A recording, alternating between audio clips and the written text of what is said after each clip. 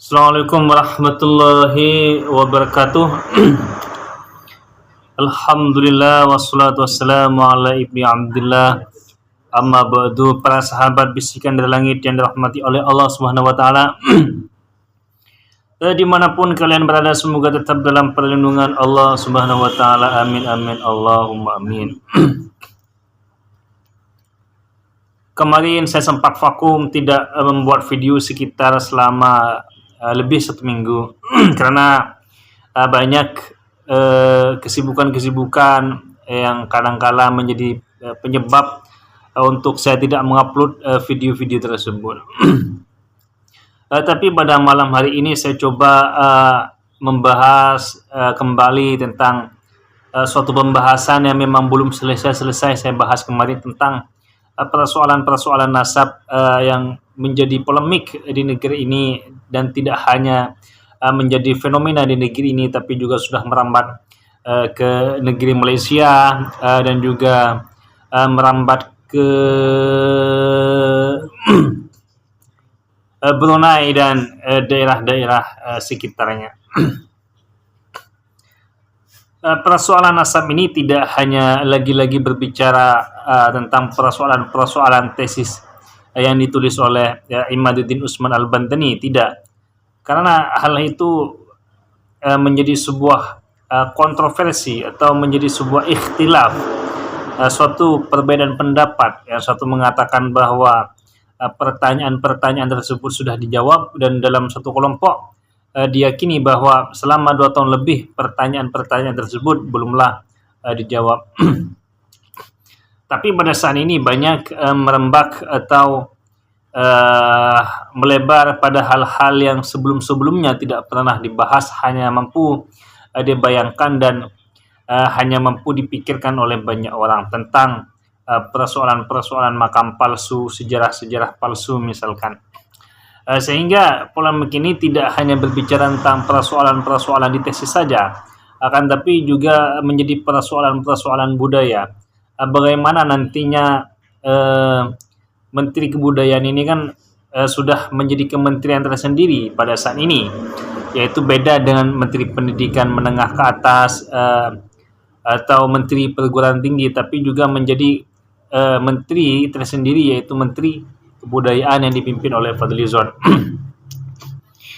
Kalau saya lihat, Fadlizon ini adalah seorang budayawan, seorang budaya yang masuk politik dan mampu menjadi wakil ketua DPR dan juga mampu menjadi wakil ketua umum Partai Gerindra pada saat ini, dan pada saat ini menjadi menteri menteri kebudayaan.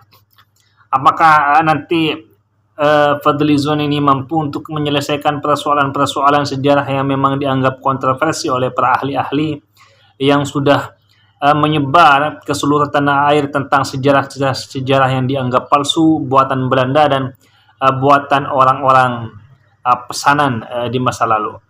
Kita lihat saja nanti apakah Menteri Kebudayaan ini mampu menyelesaikan persoalan-persoalan tersebut.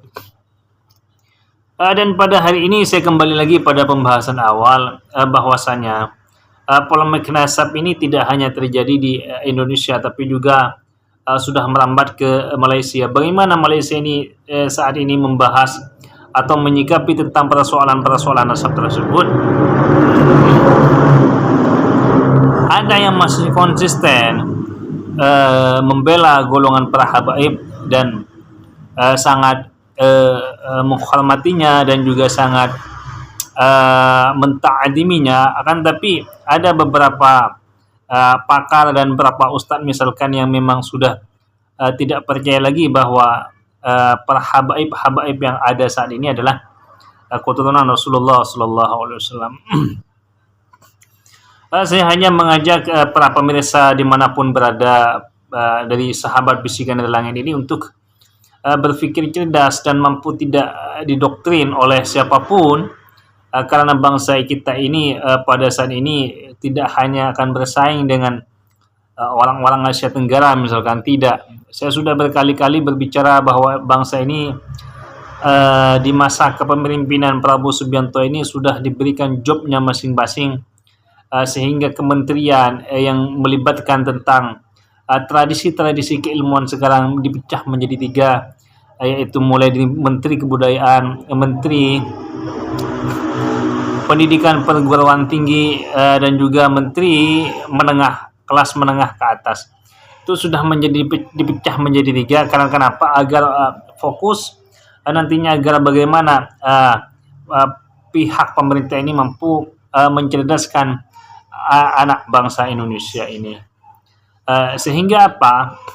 Kefokusan tersebut dengan didampingi dengan beberapa wakil menteri agar nantinya fokus untuk melaksanakan program-program keilmuan, program-program pembangunan sumber daya manusia.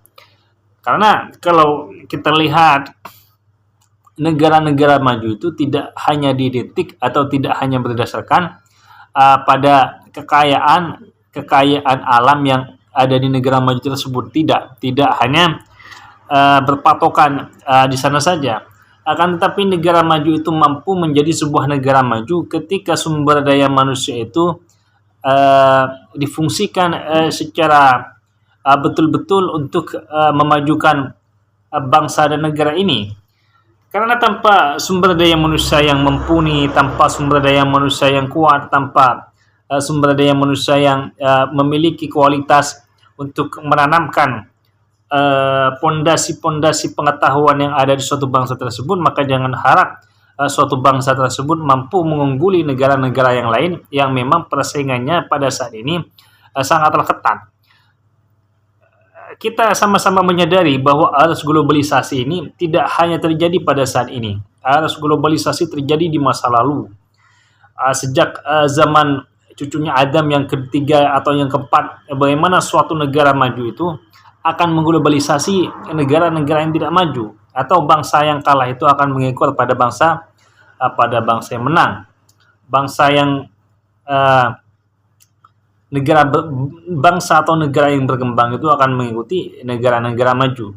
Tapi yang menjadi persoalan saat ini, bagaimana bangsa-bangsa yang berkembang seperti Indonesia ini oleh presiden kita ini memang difokuskan untuk tidak hanya merangkak, tidak hanya berjalan, tapi berlari mengejar pelari cepat yang ada di depannya, untuk menjadi pesaing yang nantinya akan menjadi pemenang finish di depannya nanti.